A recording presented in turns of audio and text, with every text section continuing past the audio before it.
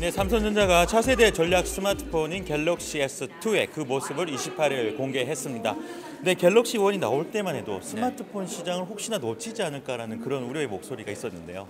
처음에는 그런 우려도 있었는데요. 사실 지난 6월에 그 갤럭시 S를 발표했잖아요. 네. 그 뒤에 지금 불과 아직 1년이 안 됐는데 1,000만 대 이상 지금 10밀리언셀러를 기록을 했고 오늘 발표해서 이제 공식적으로 1,400만 대를 판매를 했다라고 한 점을 봤을 때는 굉장히 단기간에 그 스마트폰 시장의 그 후발주자로서 추격을 빨리 했다. 네. 예, 그런 의미가 있는 것 같아요. 그렇군요. 그러면 갤럭시 S2의 달라진 점은 무엇이고 애플의 아이폰 5와 맞붙었을 때 어떤 애플 아이폰 5뿐만 아니라 지금 나오고 있는 경쟁사 제품들 있지 않습니까? 네. 그 제품들과의 어떤 비교도 같이 좀 부탁드리겠습니다. 일단은 듀얼코어라는 측면에서 봤을 때는 뭐 다른 업체들 제품과하고도 뭐 비슷한 부분이 있는데 네. 실질적으로는 그 클럭 수는 좀 더 올라갔어요. 1.2GHz 그리고 엑시노스라는 그 삼성 자체의 네. 그 프로세서 브랜드가 있잖아요. 그 프로세서를 넣은 첫 제품이 되는 거고요. 첫 듀얼코어 제품이 되는 거고요. 네. 그리고 지금 4.3인치 그 슈퍼 아몰레드가 들어갔죠. 네, 네. 이번에는 그 펜타일 방식이 아니라 그 일반적인 RGB 방식이라서 그 글자라든가 이런 부분이 좀 더 또렷하게 보여요.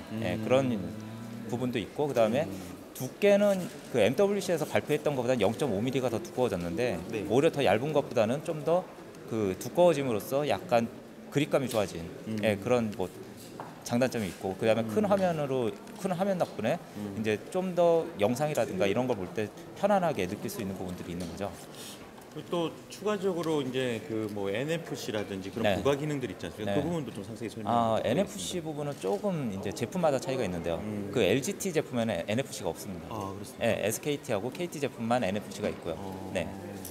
그리고 지금 3사의 지금 갤럭시 S2가 뭐 3사로 전부 나오지 않습니까? 근데 3사마다 약간씩 특징이 있어요. 그러니까 어떤 기본적인 기능은 같아요. 뭐 DMB라든가 이런 기본적인 기능은 같은데 그 3사가 고유적으로 서비스하고 있는 것들이 약간씩 다르잖아요. 그래서 그런 부분들이 차이가 좀 있고 그다음에 KT 같은 경우는 KT나 LGT의 모델은 그 자체적인 내비게이션 프로그램이 있지만 거기에 이제 아이나비 3D가 포함이 되어 있고 네. SKT 모델에는 없고요.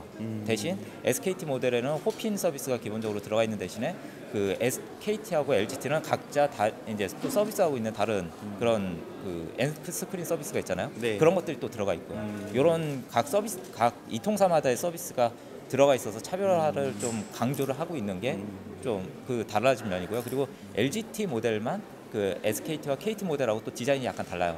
그래서 오히려 이런 어떤 그 구매자 입장에서 봤을 때는 디자인 아니면 뭐 가격 아니면 이런 부분들을 좀 꼼꼼하게 따져서 구매를 해야 되지 않을까 그렇게 생각이 됩니다. 최근에 국내외 제조사들이 스마트폰 시장에 진입을 서두르면서 그 뭐랄까요 이제 갤럭시 S의 상대는 애플뿐만 아니라 정말 많은 경쟁자들과 맞서야 되는 상황인데 그렇죠. 그러면 갤럭시 S와 맞붙었을 때 정말 뭐랄까요 그 강력한 화력을 발휘할 수 있는 그런 경쟁사 제품은 어떤 것들이 있을까요?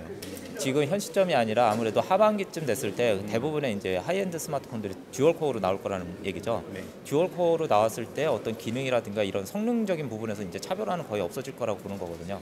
대신 앞서 얘기했듯이 어떤 이통사의 서비스라든가 아니면 제품 자체가 이제 그 주는 네. 그 각 나라별 어떤 그 특장점들이 있지 않습니까? 우리나라 같은 경우는 DMB 이런 것들이 있고 이런 걸 얼마나 잘 흡수해서 그 현지화를 하느냐 거기에 이제 성패가 달리지 않느냐 그렇게 볼 수 있는 거죠. 네, 기술 변화의 속도가 이제 워낙 빠르다 보니까 그 하루가 다르게 제품의 값어치가 오르락 내리락 하고 있습니다. 네, 후속 제품들이 속속 입성하고 있는 가운데 스마트폰 구매를 마음먹고 있는 소비자들은 어떤 시점에 이 제품을 구매하는 것이 맞는지 고민하게 될 것 같습니다. 사실은 시점이라는 거는 굉장히 말하기는 어려운 거고요.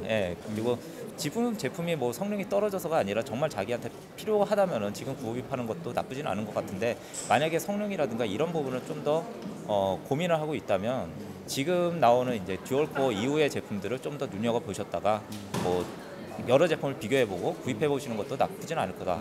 그렇게 말씀드리고 싶어요. 그렇군요.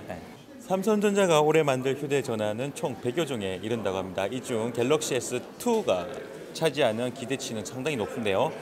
옴니아 보상권으로 실추한 삼성전자의 경영 철학 그리고 아직도 요원한 자체 OS, 바다, 도무지 활성화 바람이 불지 않는 삼성 앱스토어, 특허 괴물과의 끊임없는 전쟁 등 아직 봉합되지 않은 스마트폰 관련 문제들이 많이 산적해 있습니다.